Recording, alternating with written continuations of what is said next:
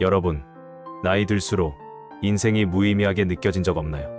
아침에 눈을 뜨는 것조차 힘겨울 때 있지 않으셨나요?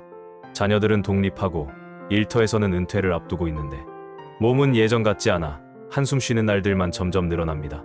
하지만 오늘은 나이 들어 어머하다는 여러분의 삶에 새로운 의미를 불어넣을 수 있는 특별한 이야기를 들려드리고자 합니다. 바로 시작합니다. 우리는 가끔 왜 태어났을까?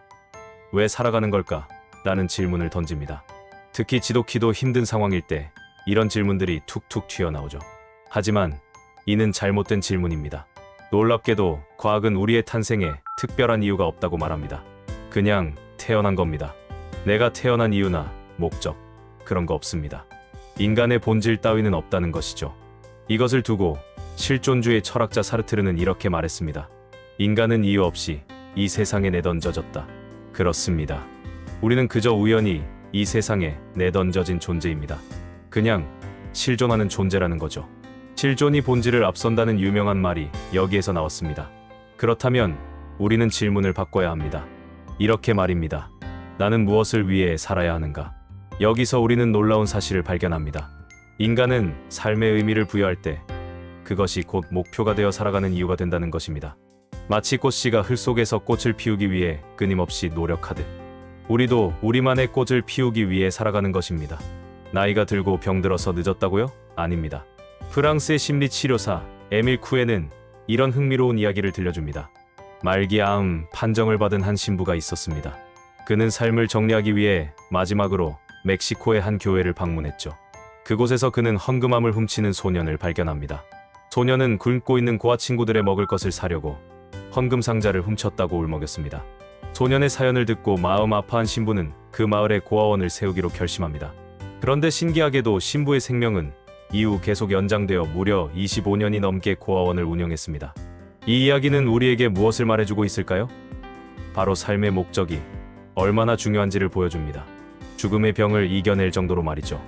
아침에 일어날 이유, 자신뿐만 아니라 우리를 위해 살아갈 이유가 있다면 우리는 어떤 어려움도 헤쳐나갈 수 있게 됩니다. 그런데 혹시 이런 궁금증 없으셨나요? 같은 나이인데 왜 어떤 사람은 젊어 보이고 어떤 사람은 더 늙어 보일까요? 그 비밀은 바로 목표의 유무에 있습니다. 목표가 있는 사람은 험난한 길에서도 뚫고 지나가지만 목표 없는 사람은 평탄한 길에서조차 제자리 걸음이나 심지어 뒷걸음칩니다. 이는 마치 두 그루의 나무를 생각해보면 쉽게 이해할 수 있습니다. 한 나무는 양질의 토양과 충분한 햇빛, 그리고 물을 공급받아 꾸준히 성장합니다. 반면 다른 나무는 척박한 환경에서 생존을 위해 고군분투합니다. 하지만 시간이 지나면 두 나무의 차이는 명확해집니다. 우리의 삶도 마찬가지입니다. 목표라는 양분을 받는 삶은 끊임없이 성장하고 발전하지만 그렇지 않은 삶은 정체되거나 퇴보합니다. 더 놀라운 사실은 삶의 의미를 상실하는 것이 죽음에 대한 공포보다 더 강력하다는 것입니다. 매년 전 세계적으로 약 70만 명이 스스로 생을 마감한다고 합니다. 그 이유 대부분이 삶의 의미와 가치를 잃어버렸기 때문입니다. 이는 우리에게 큰 경각심을 줍니다. 의미 있게 살아가는 것이 얼마나 중요한지를 말입니다. 그런데 여기서 우리는 또 다른 놀라운 사실을 발견합니다.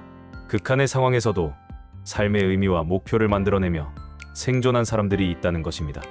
홀로코스트 생존자이자 정신의학 의사인 빅터 프랭클은 그의 저서 죽음의 수용소에서에서 이렇게 말합니다.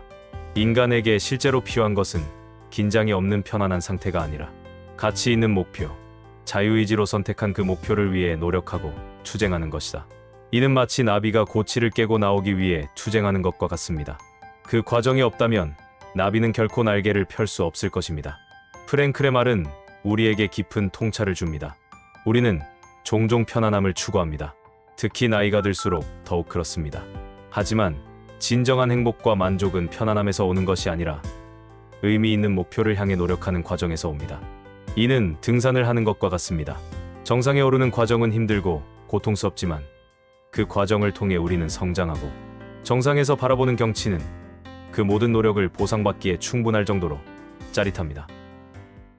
자, 이제 우리는 어떻게 삶의 의미를 부여하고 그것을 목표로 하는 삶을 살아갈 수 있을까요?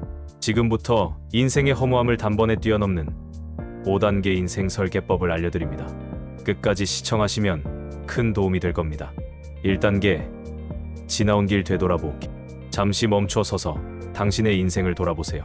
당신이 겪은 기쁨과 슬픔, 성공과 실패, 모든 순간이 당신을 지금의 모습으로 만들었습니다. 과거의 경험에서 배운 교훈들을 정리해보세요.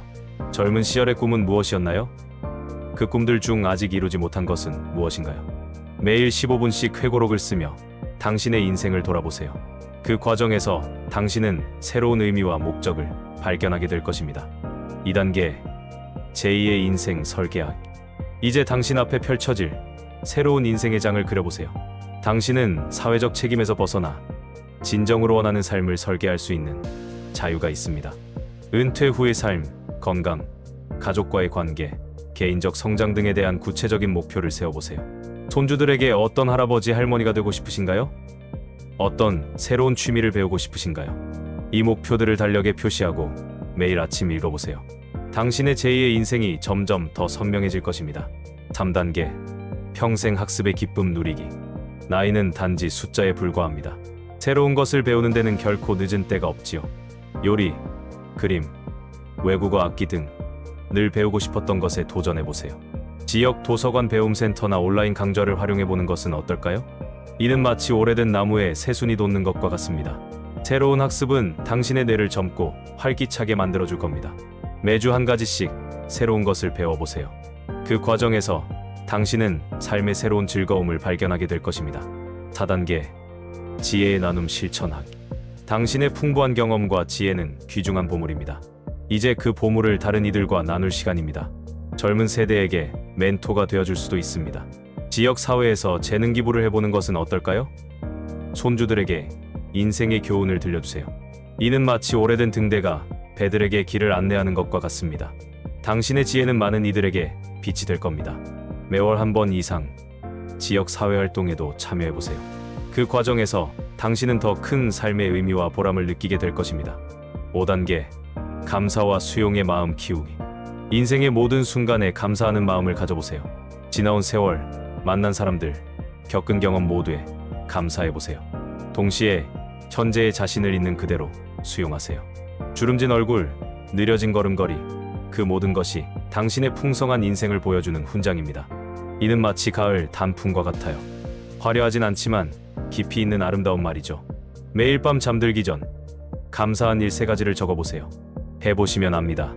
당신의 마음이 얼마나 풍요로워지는지 말이죠. 시인 김춘수는 이렇게 노래했습니다.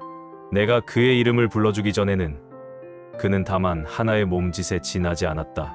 내가 그의 이름을 불러주었을 때 그는 나에게로 와서 꽃이 되었다. 우리도 마찬가지입니다.